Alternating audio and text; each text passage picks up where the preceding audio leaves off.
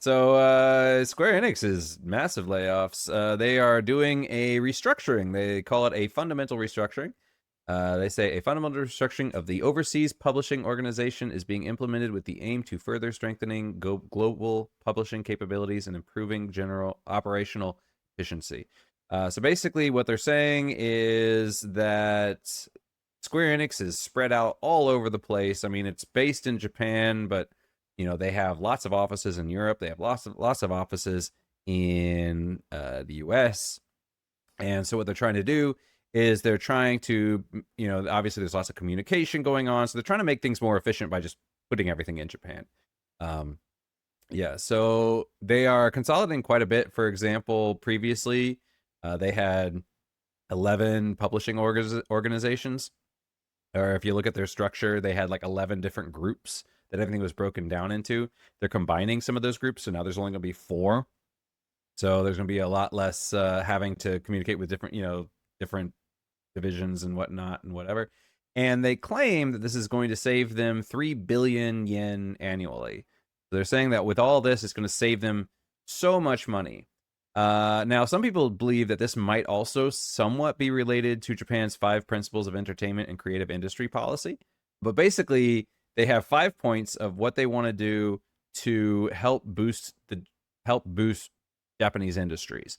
So one of those is providing large-scale, long-term, and strategic support. So identifying key areas for focused support through stakeholder discussion, revised dynamically, blah, blah, blah, blah. Supporting efforts to create in Japan and deliver to the world, not interfering with the content, delivering directly, and prioritizing challengers. So basically, what's happening is in Japan, the government has said, we want to support Japanese companies and make them more globally competitive. And instead of, distributing work out to other countries, we want to consolidate here. So, and we're going to do things by like giving them, subsidies to help them out. We're going to protect them from censorship in other countries. We are going to, help support the Japanese image. So it might be related to that for a couple of reasons, because if they are doing business in other countries, they might not be getting those, stimuluses or whatever. And then also, like right now, there's a lot of talk about censorship, how, like, especially in the West, there are certain things that people might not necessarily want. But then in Japan, people are like, that's perfectly fine. I mean, you've seen this in lots of video games recently. Like, for instance, when Stellar Blade came out, and a lot of people were saying, like, oh my God, this game is, it has it's a negative female body image or something like that. But in Korea, they're like, who cares? It looks good, So this might be a way of, and part of this is protecting Japan and saying, we want to make certain content. The rest of the world might not necessarily like that content. If we are based in other countries, like for instance, if Square Enix is doing publishing in other countries and stuff like that, then those countries or those divisions might say, well, we don't want to do this way, or we don't want to do that. So if we do it in Japan, then we can do what we want. We can focus on what we want. If other people want to buy it, great. If they don't want to buy it, that's okay. Japanese people want it. So looking out for number one, right? So some people do think that that's possibly what's going on with it. That might be part of it. Hard to say. Although 3 billion yen annually, I don't know what that is in USD, but it sounds big. So, saving themselves a lot of money there as well. So they are downsizing outside of Japan and consolidating more inside Japan. But also, Square Enix says that they want generative AI to do 70% of their quality assurance by 2027.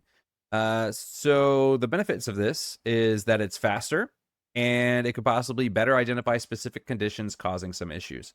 So for example, when people do quality assurance, especially like testing of games, make sure that they're ready for launch, basically you're doing some really mundane stuff. I mean, you're like saying, okay, here's a rock. Let me jump on the rock. Let me jump on the rock from this other angle. Let me run into the rock and then try to jump onto it.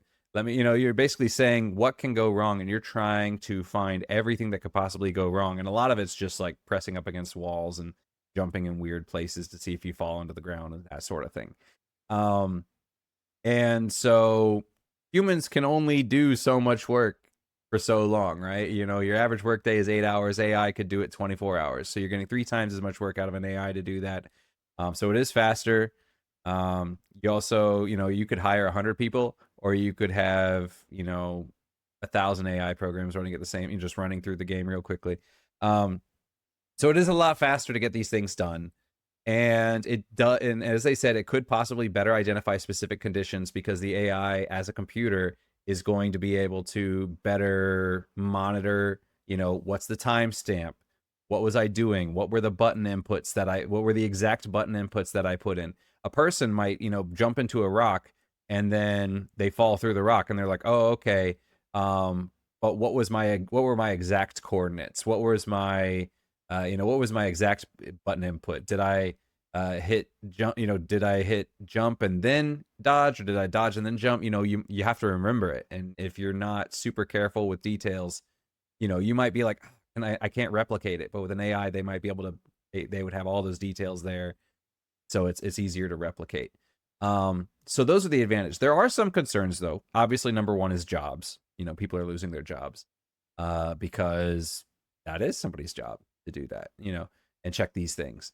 And so that is probably the biggest concern. But another concern is, would AI even be able to identify what is a problem? You know, because I mean, if you're, for example, people just notice things and we see it and we're like, that's off. Like, for example, if you're running around and we notice that if you know, maybe it's a third person shooter, and if you aim left, maybe the shoulder like pops in at a weird angle and the arm kind of goes off of this weird angle. And it's like, oh, every time I aim left, it does this weird animation.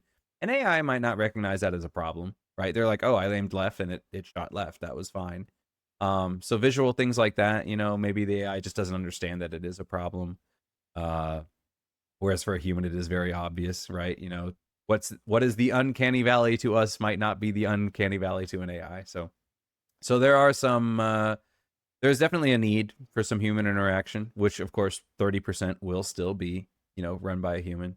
So yeah, don't know if that's a good thing or a bad thing. I mean, obviously there are advantages, but there are some disadvantages too. So I'll be curious to see how well this works out, because you know, how many jobs will this affect? Because it could be, I mean, on the one hand, it could be we're gonna fire 70% of our people and give those jobs to AI. On the other hand, it could say like, well, we're gonna keep everybody, but we're just gonna do way more quality assurance, right? So it's hard to say what exactly this means. So we'll have to wait and see. But they said by 2027, so we should have our answers in the next 2 years or so.